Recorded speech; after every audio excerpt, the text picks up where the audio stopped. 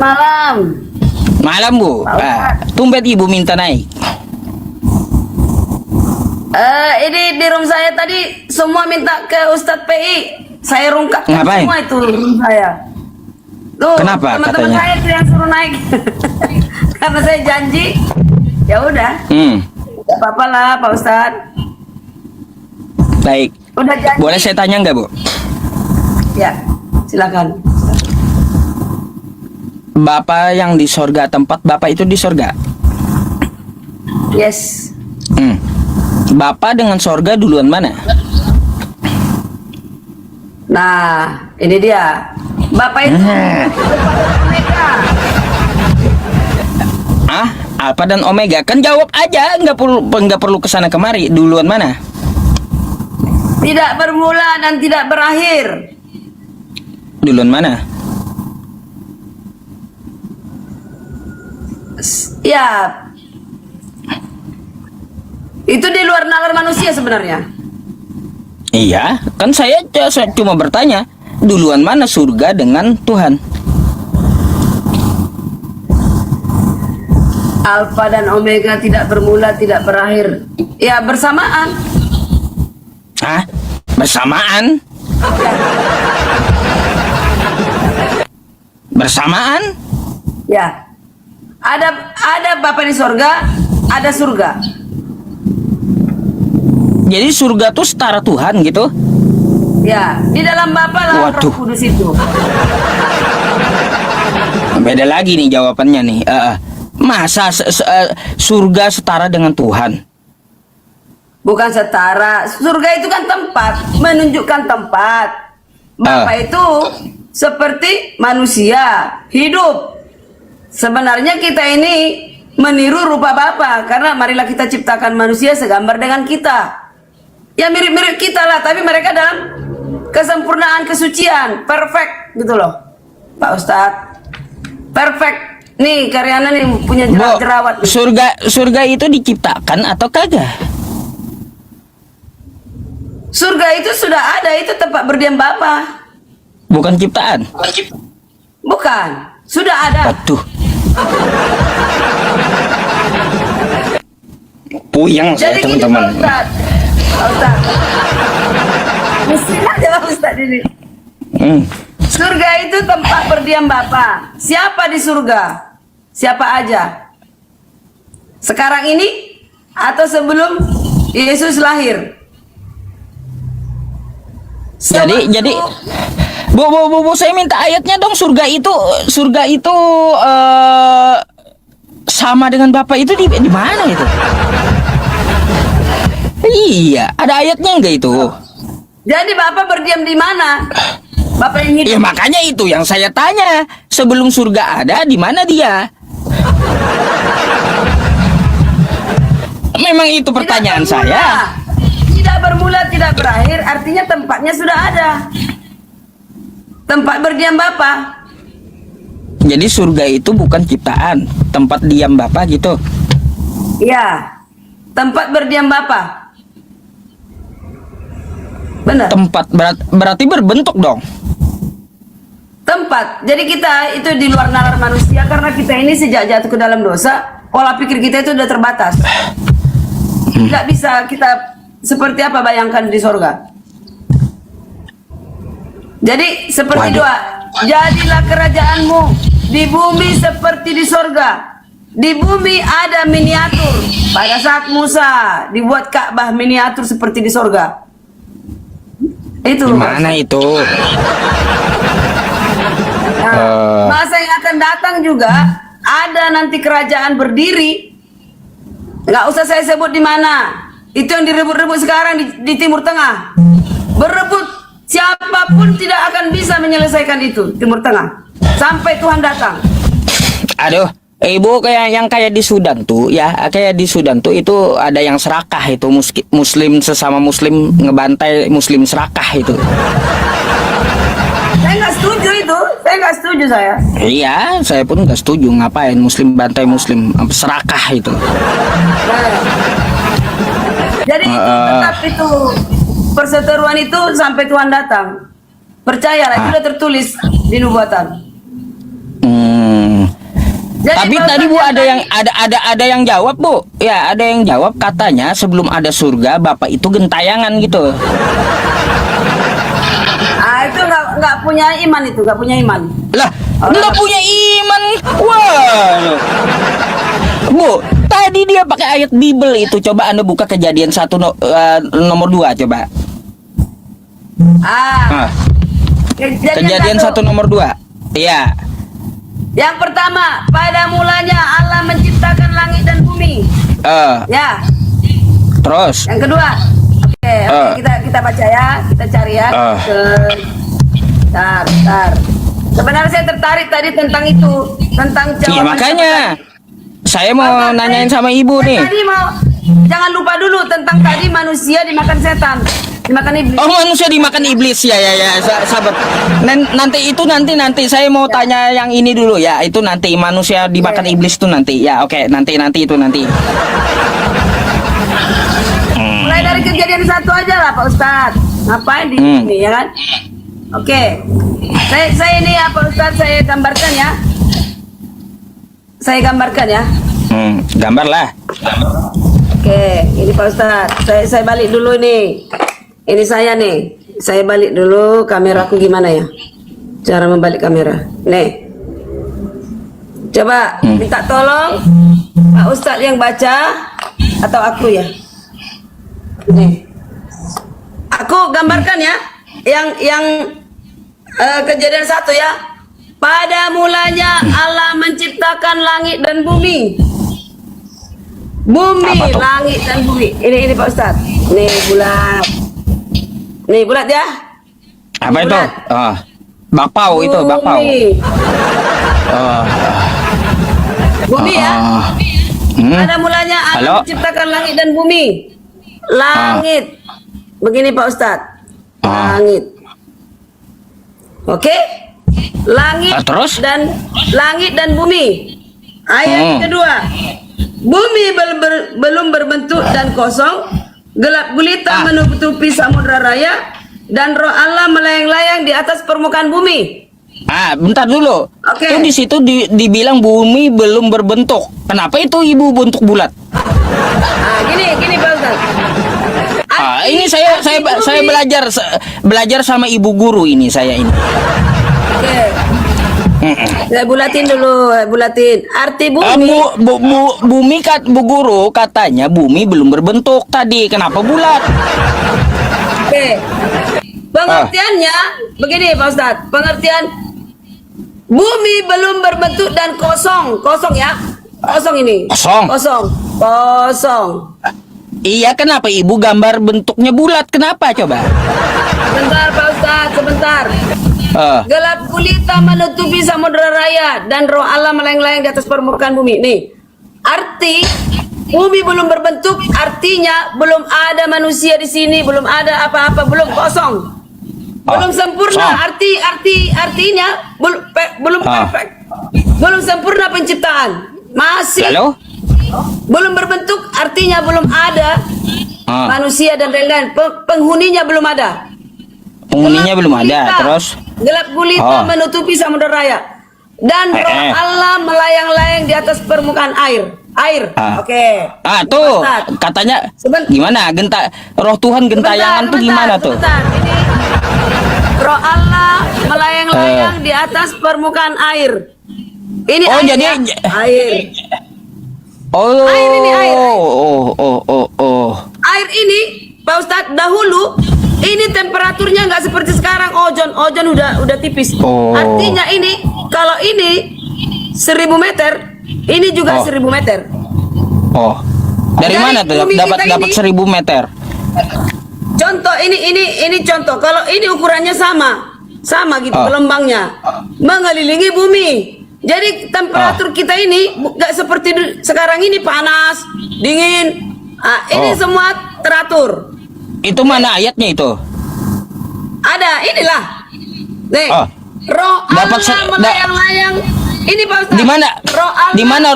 Di mana roh Allah melayang-layang tuh di mana? Allahnya gentayangan di mana itu? Ini di atas air. Roh Allah. Oh. Ini di atas air. Ini di atas air, di atas air. Oh, di atas air gentayangan dia. Di atas air gentayangan. roh Allah melayang-layang. Oke? Melayang-layang.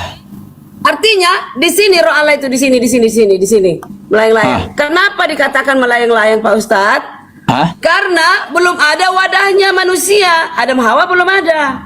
Roh itu melayang-layang tidak kelihatan. Jadi dia gentayangan gitu.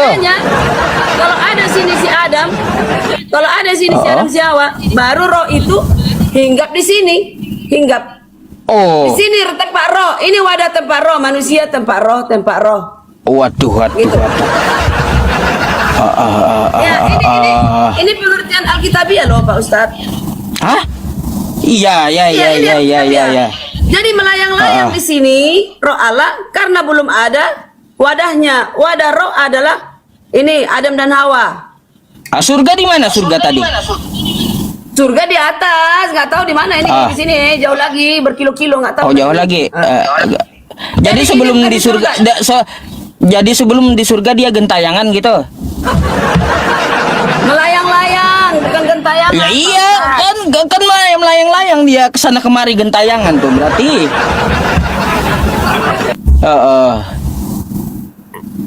Oke. Nah, itu keterangannya Pak Ustadz. Jadi roh itu, wadah roh adalah manusia.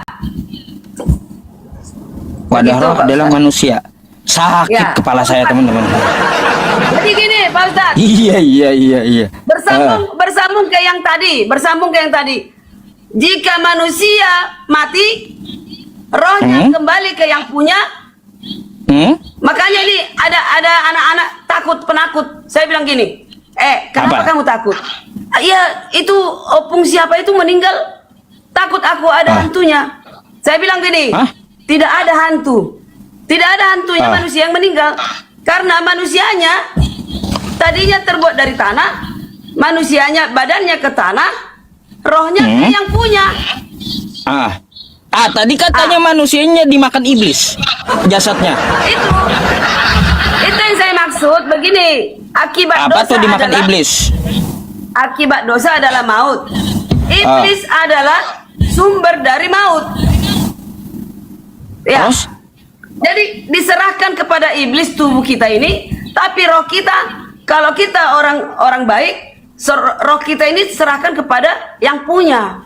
Oh, jadi habis itu tubuh umat Kristen yang mati dimakan iblis gitu. Habis mati itu.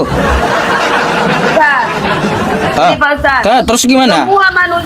Begini Pak Ustadz. Semua manusia yang sudah mati, baik di dalam dosa maupun di dalam kebaikan, antara dua. Tubuhnya yang mati, tapi dia dapat hidup yang kekal nanti di penghakiman.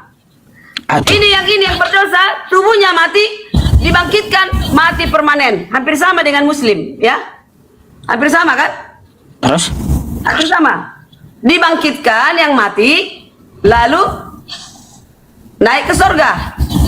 Bagi orang-orang yang kudus. Tapi kalau selama hidupnya ditimbang, bahwa dia itu banyak melakukan kejahatan, berarti dia permanen mati kembali di neraka. Di neraka. Sesuai dengan yang saya tanya tadi satu aja, Bu. Itu betul dimakan iblis gitu? Tidak. Tidak. Tadi katanya dimakan iblis. Dia, Pak Ustadz, dia ngomong asal asbun. Asbun, yang mana yang betul lah? Enggak, dia pakai dalil juga. Diserahkan ke iblis itu orang Kristen dimakan iblis. Macam-macam. Umat kita muslim banyak terkecoh dibuat Kristen.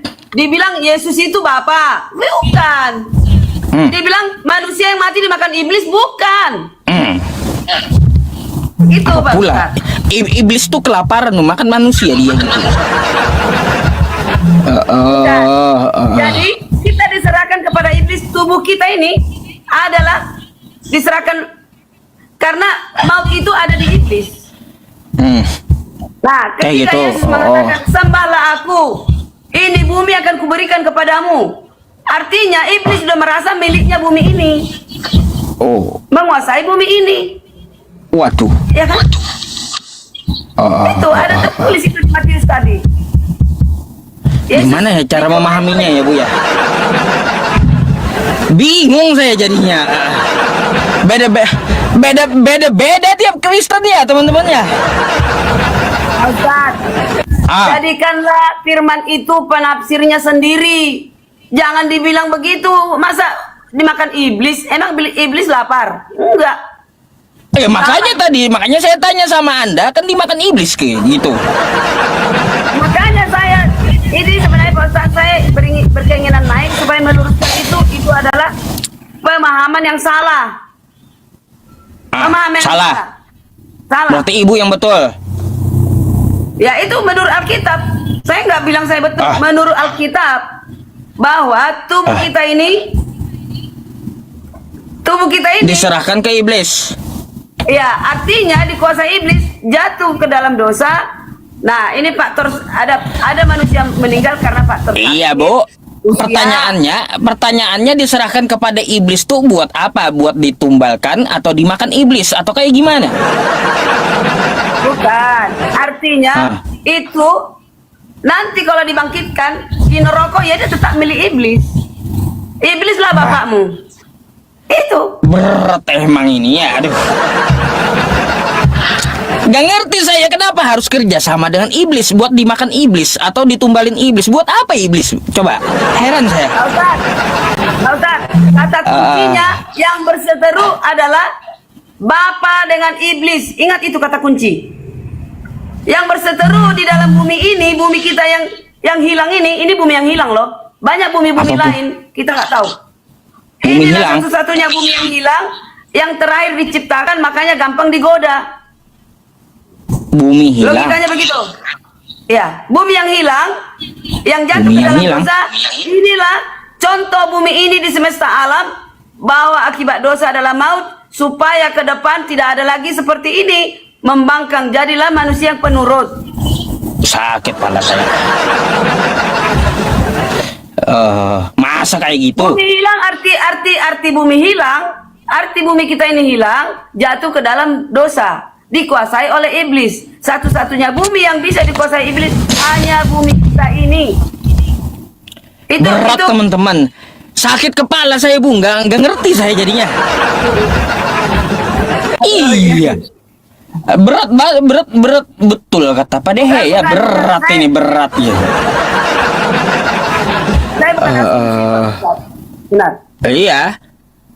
Jadi Ibu nggak setuju tadi, nggak setuju bahwa dimakan iblis tuh nggak setuju. Tidak. Jadi jangan semua ditangkap Pak Ustadz. Periksa segala perkara, pegang yang baik menurut firman Tuhan. Begitu kan?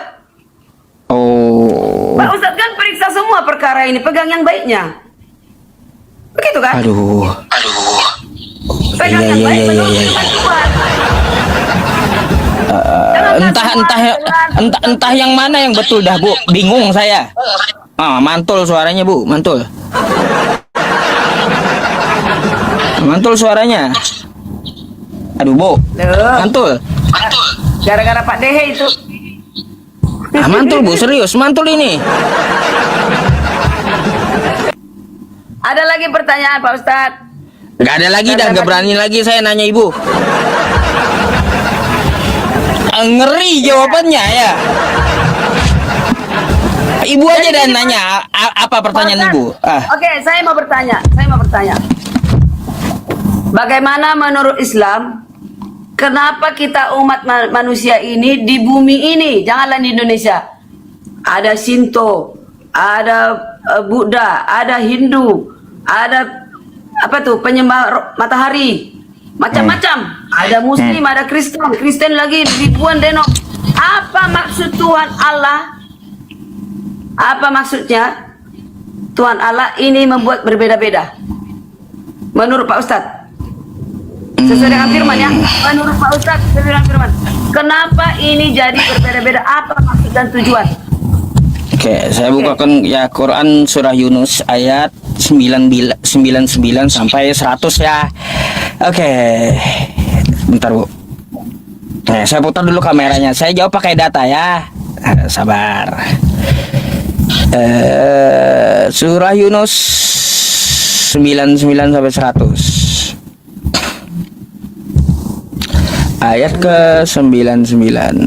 Bu, kita baca ya. Ya. Kenapa jadi banyak kan kayak gitu? Nih. Nih, Bu. Walau syaa rabbuka la amana man fil ardi kulluhum jami'a. Afa anta tukrihun nasa hatta yakunu mu'minin. Seandainya Tuhanmu menghendaki, tentulah semua orang yang di muka bumi ini seluruhnya Islam gitu, beriman. Jika Tuhan menghendaki. Ya, apakah engkau akan memaksa manusia hingga mereka menjadi orang-orang mukmin? Baik. Jawabannya, wa makana li nafsin an tu'mina illa bi idznillah wa yaj'alur rijsa 'alal ladzina la ya'qilun. Tidak seorang pun ya akan beriman kecuali dengan izin Allah, dan dia menimpakan azab kepada orang-orang yang tidak mau mengerti, yang tidak pakai akal. Jadi gitu. Kenapa agama banyak di dunia? Karena manusia disuruh untuk berpikir mana agama yang benar. Sudah diberikan akal sehat, carilah jalannya yang benar gitu. Ikuti, makanya bermacam-macam agama. Mari kita pakai gunakan ya akal kita untuk mencerna agama mana yang benar. Benar. Gitu. Oke. Makanya digunakan akal kata Allah gitu. Jadi orang bodoh nggak bisa nggak masuk surga. Orang bodoh nggak masuk surga. Harus pakai akal. Gunakan akal sehat gitu. Jadi Allah tuh ya wa yaj'alur rijsa 'alal ladzina la ya'qilun. Allah sangat murka kepada orang yang tidak menggunakan akalnya. Benar. Jadi Tapi ada Hindu, ada Buddha, ada Kristen, ada macam-macam.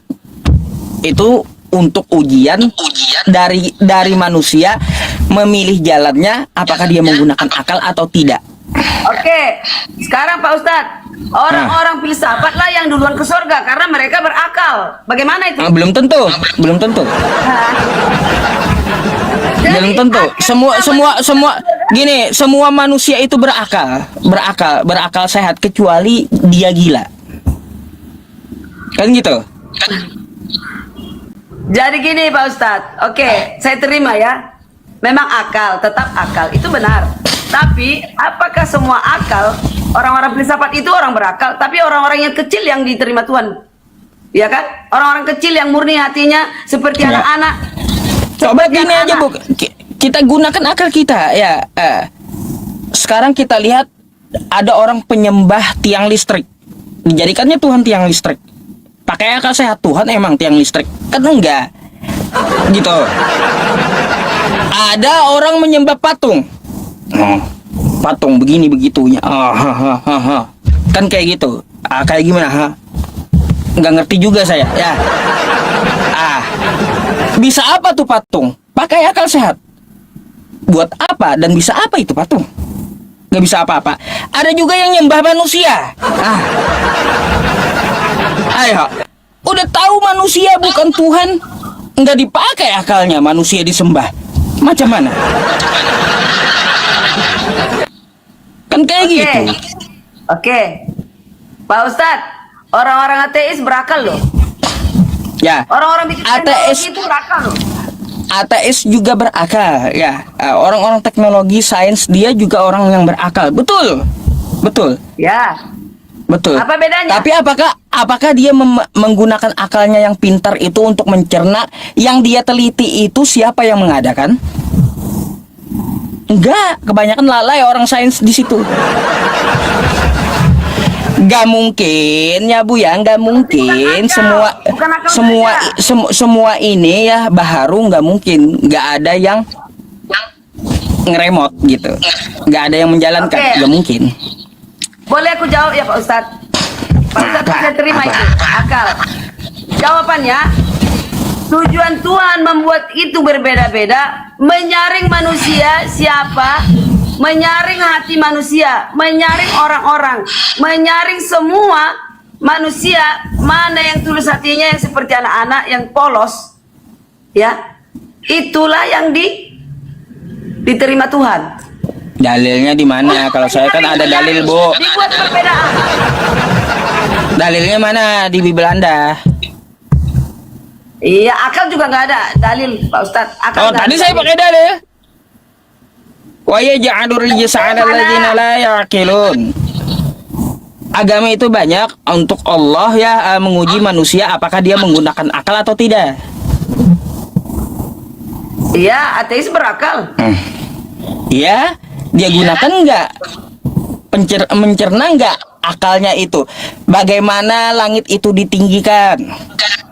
Ateis berakal tapi tak beriman. Iya, makanya. Berarti akal tambah iman. Begitu, Ya, Pak Ustaz? betul. Dia sejalan memang. Dari akal dulu kita beriman. Ini kalau kita mau masukin botol, nih Bu ya. Kalau saya mau masukin air, apa yang saya buka dulu? Tutupnya kan? Ah. Makanya akalnya dulu dibuka. Gitu baru beriman. Ya, tes. Gitu. Betul. Jadi Ya, seperti sepakat. itu. Makanya Tapi itulah cara jawabannya. memelihara Kenapa manusia. kenapa agama itu beragam? Ya. Pak Ustadz bertanya ke saya. Enggak, itu jawabannya. Kenapa agama ada banyak gitu? Ya, menyaring. Iya, Menyaring itu manusia. jawabannya Bu. Jawaban saya kenapa? Ibu kan bertanya kenapa agama ada banyak, kan kayak gitu. Ya untuk Tuhan ya menguji manusia agar menggunakan akalnya. Jadi Itu gini, Pak dalilnya. Sorry, ini Pak Ustadz. Ini kita mau ngambil emas ini. Ini emas dari tanah. Ambil emas, terus diginiin. Tanah Apa tuh? jatuh, tinggal emas. Itulah masuk Tuhan. Tuhan membuat manusia disaring gini, disaring, emasnya tinggal, itulah yang layak ke surga. Begitu. Berakal pun dia nggak punya iman. Nah, dengan cara begitu disaring manusianya. Iya. Iman, ya iman. Bu, emangnya iman ada di dalam Kristen? Adalah. Hah? Apa definisi iman? Iman itu kan bahasa Arab, istilah Islam. Iman adalah tangan jiwa yang berpegang teguh kepada Kristus. Itu definisi iman. Tangan jiwa kita ini ada tangannya yang berpegang teguh kepada Kristus. Itu Kosakata bahasa. iman, kosakata iman itu di mana didapat Kristen, Bu? Ada? Coba lihat di Google. Coba saya lihat ya. Apa definisi Iman Definisi iman. berasal dari bahasa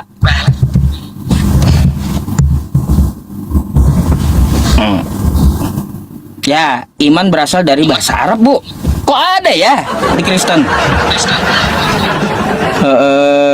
Kata amanah yuk minu imanan. Ya.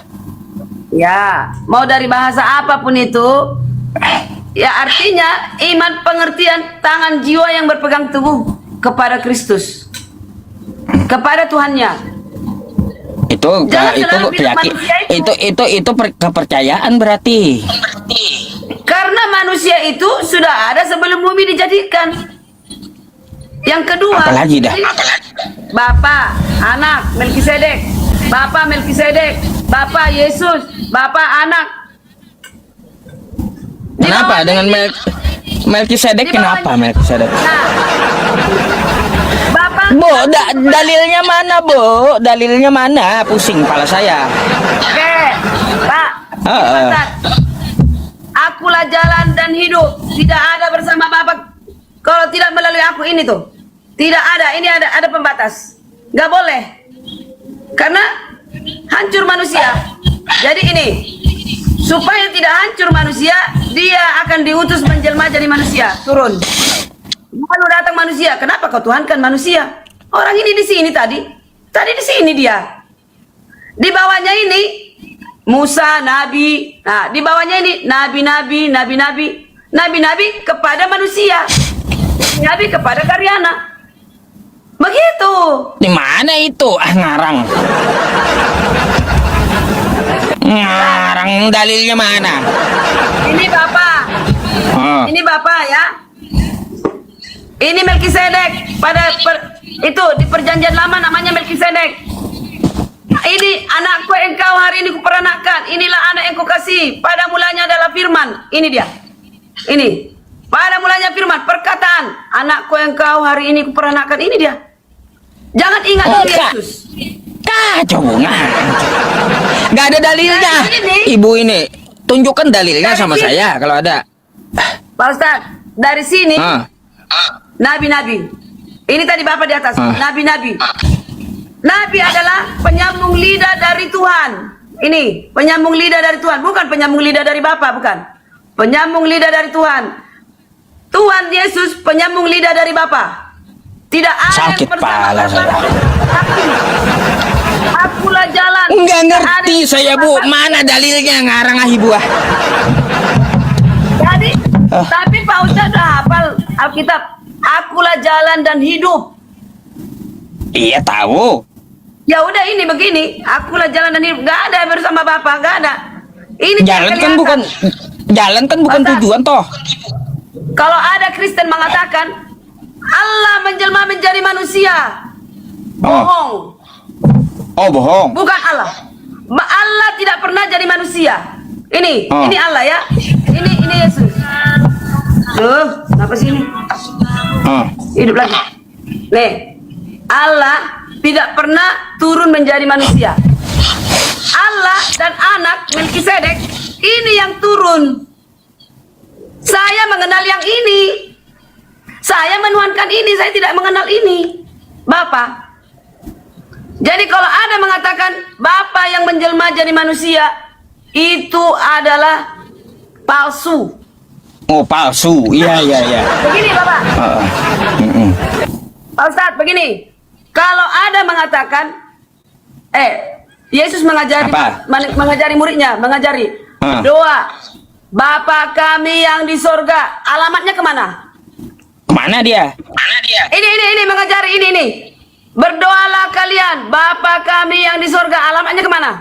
Ke sini. Alamatnya ini. Bukan ke sini. Ini anak Melkisedek. Ini Nggak ngerti firman. saya bu, ngerti. Dalilnya aja di mana kayak gitu? Ah. Karena Pak Ustadz udah bercampur-campur, jadi nggak mengerti, bingung.